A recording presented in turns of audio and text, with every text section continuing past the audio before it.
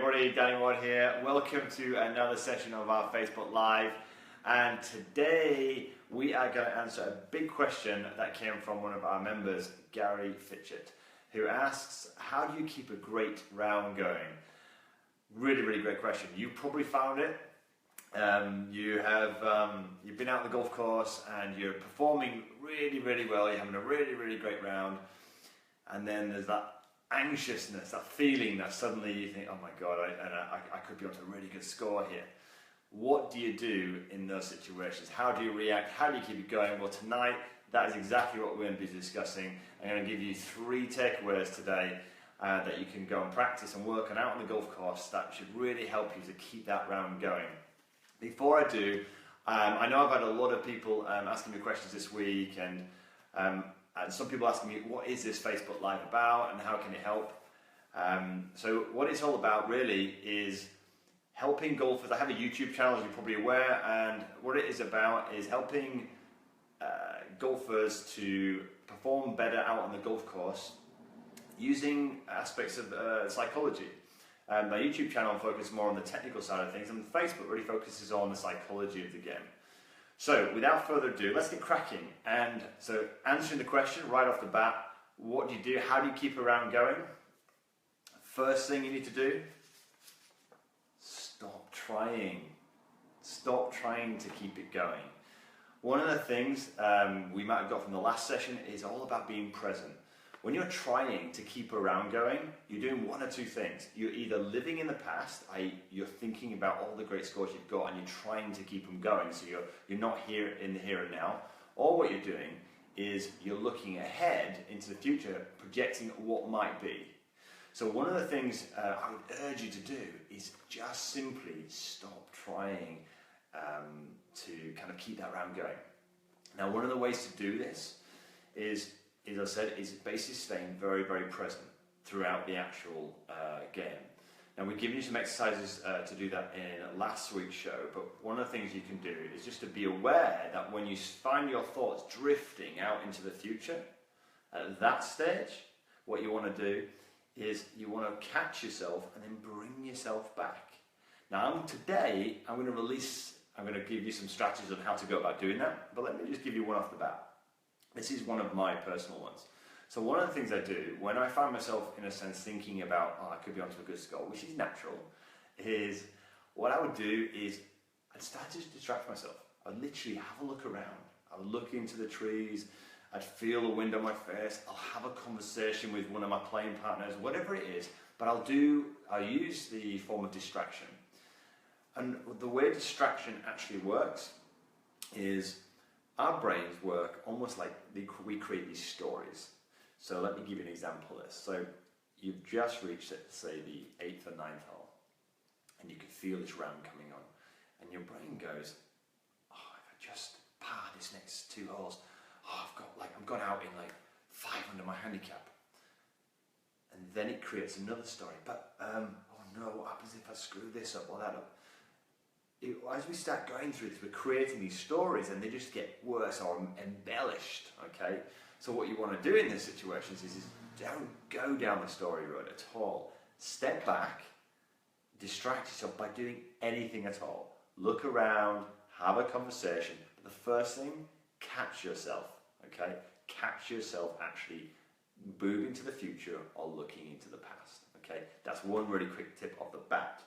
But here's one thing that you can learn from some of the top players in the world.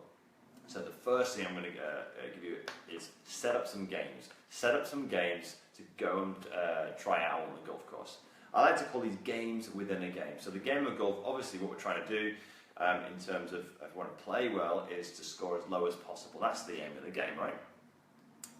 But we need to set up games within this game in order to perform at our very, very best.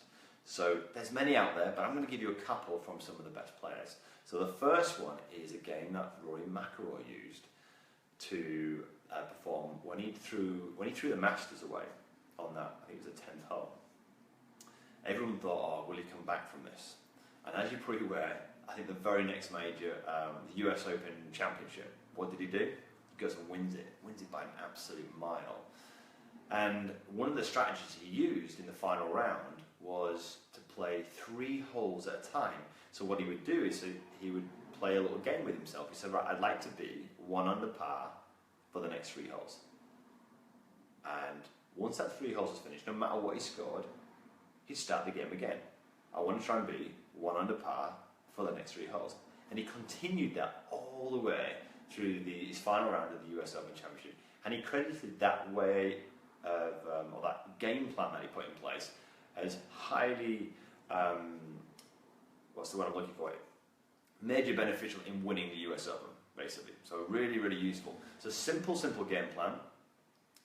Have a go and put that in place. And all it really is doing is chunking a whole round of golf, which can be overwhelming, into trying to keep it into little bite-sized chunks so you don't get too far ahead of yourself.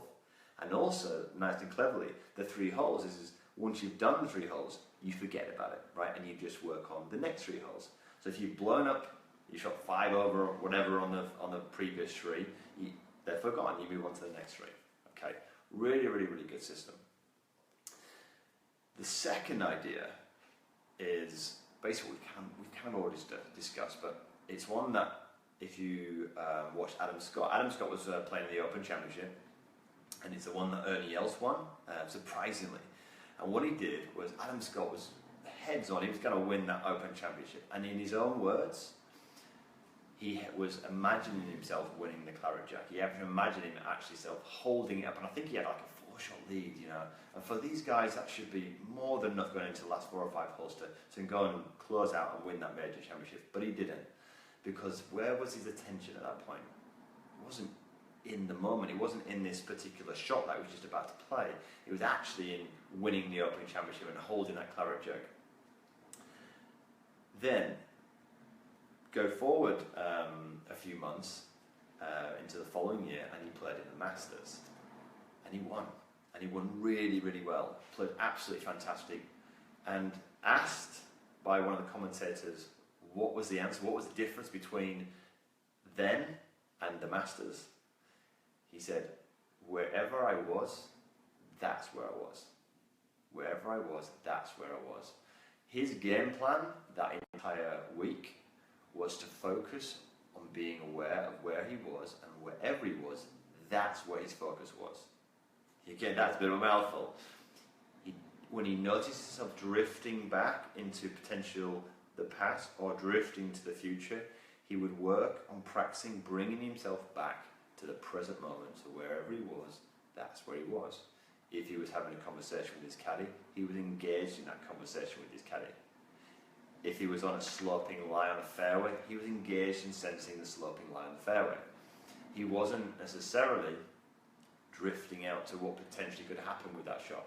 And if he did, he would recognize it and bring himself back into that present moment.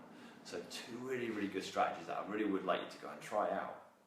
And that brings me to my final point. Every week we're doing these trainings. I do YouTube trainings every week where I look at the technical part of the game, and I do these Facebook Lives every single week where we kind of hopefully add another dimension into your performance, which is the psychology of the game. So with all this information around, and you probably start to see it all over YouTube, what do you do? So what I want to clarify tonight is I'd like to pick one thing from tonight, one thing, and go and practice it. Not 2, not 3, just pick one thing, go and practice it. And be prepared to fail. Because what's likely to happen is you're going to pick one thing. Let's say you try the three-hole Mcilroy technique. Go out on the golf course, go and try that, and you'll realise it's actually really tricky. And you're going to screw up some holes. And if you're like most people, okay, who I've trained, they kind of want to give up on it quite quickly. Because they think, oh, it's not having any difference in my game, it's not working, I'm still not kind of performing, I'm not holding my round together. Pick one, then do this. Practice. This isn't a one-time thing. You've got to work at this, you've got to practice it, realise it's going to be difficult, put the time in, and just keep going at it. Give it a crack. And that is the end of my session tonight. If you have any questions, if you're watching live, fantastic. I'll have a look in a second who's live. But if you have any questions and you're not watching live, please do put them in the comments box below. And just like Gary, you'll get it answered next week. So let's use who we got live tonight.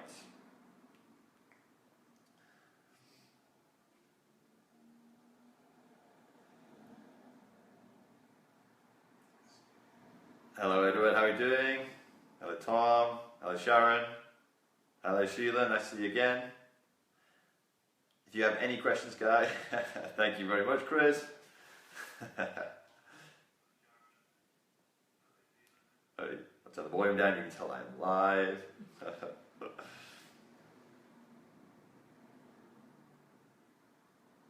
Okay, so one question from, who can't pronounce that? Okay, oh no, lost that one. Okay, one question from Sam who asks,